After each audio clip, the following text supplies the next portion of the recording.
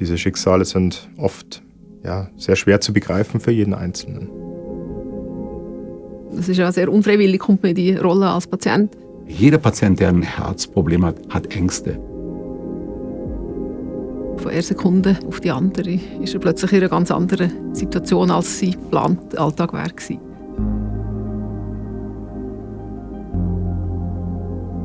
Für einen Patienten ist es natürlich einmal im Leben, vielleicht zweimal im Leben, vielleicht auch mehrmals, aber das sind wir uns bewusst. Wir wissen, was das für ein Eingriff für den Patienten ist und was da für eine Verantwortung auch dahinter steckt. Verständnis für die Situation. Viele Menschen reagieren ganz anders. Der Erstkontakt, das ist für mich etwas sehr Wichtiges. Der Patient ist ja der Experte in seiner Situation. Er weiß, wie er sich fühlt.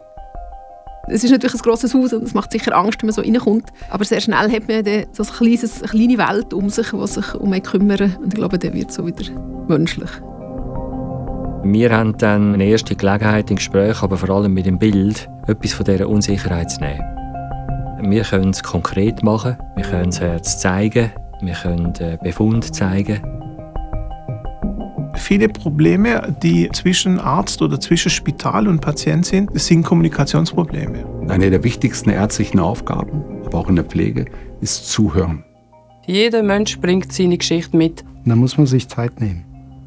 Eine gute Behandlung kann man wirklich nur dann machen, wenn man auch eine gute Beziehung hat und wenn der Patient Vertrauen hat. Es ist ja quasi wie eine Partnerschaft. In der Zeit, wo ich sie behandle, haben sie in mir auch einen Freund, der sie bei dieser Problematik begleitet. Wir behandeln nicht nur das Herz, wir behandeln einen ganzen Patienten. Dass man auch zusammen lacht oder traurig sein darf. Es ist niemand allein. Transparenz in der Mitteilung. Dass wir sagen, was wir mit ihnen vorhaben, wie der Behandlungsprozess aussehen wird. Dass der Patient wirklich versteht, warum man das macht. Dann nimmt das die grösste Angst weg von den Patienten. Mehr als 80% sagen am Ende des Gesprächs, ich bin froh. Für mich ist das dann das Zeichen, okay, jetzt bin ich dran. Herzmedizin ist Teamsport. Es ist ein sehr enges Zusammenarbeiten. Wie ein Zahnrad, Hand in Hand. Wir haben viele Spezialisten und die müssen zusammenarbeiten. Die müssen wir koordinieren, synchronisieren und daraus dann Diagnostik- und Behandlungskonzepte entwickeln. Der Patient merkt es, dass ein gut funktionierendes Behandlungsteam ist. Vom Sekretariat bis zu der Pflege, von den Ärzten, Chirurgen. Am Ende des Tages kämpfen wir alle um das Gleiche, um das Wohlsein unserer Patienten.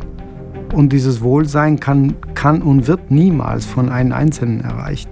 Und deswegen ist ein Team das Elementare an der Situation. Wenn man den Patienten behandelt, ist man da natürlich schon maximal fokussiert. Da sind wir mit 10, 12 verschiedenen Fachdisziplinen in einem Raum. Und jeder hat seinen Fokus. Ich glaube, dass Sicherheit immer mit Ruhe zu tun hat. Aber Herz ist halt auch Emotionen, oder? Und das ist das Faszinierende an der Herzmedizin. Wir merken, wer ein gutes Herz hat und ob er es auch am richtigen Fleck hat. Das ist ganz wichtig. Aber das muss man auch bei uns merken. Dass die Menschen wissen, dass wir auch Menschen sind. Dass es sehr persönlich ist und sehr individuell, auch Angehörigenbetreuung. Wie geht es nach dem Spitalaufenthalt weiter? Ohne die Pflegenden würden wir das gar nicht schaffen. Die sind wirklich von morgens bis morgens, also 24 Stunden an unseren Patienten. Das Herz ist unglaublich faszinierend. Das war einfach so wie eine Liebe. Auch ein Kunstwerk an sich. Es ist ein verdammt interessantes Organ. Und man hört das Herz auch, ne? Das Herz will schlagen, will pumpen. 100.000 Mal am Tag. Tag für Tag, Jahr für Jahr. Das ist faszinierend. Das hat einen technologischen Aspekt. Das Herz hat auch viel mit Seele zu tun. Ich sage immer, das Herz ist der Sitz der Vernunft. Ja, man hat dieses Gefühl im Körper. Ja, das Ziel ist natürlich, dass man selber Patienten gut behandelt, aber das multipliziert sich auch, wenn man Generationen von jüngeren Ärzten auch ausbilden kann und das Wissen oder die Erfahrung kann weitergeben kann. Wir sind hier, um State-of-the-Art-Medizin zu machen, heute.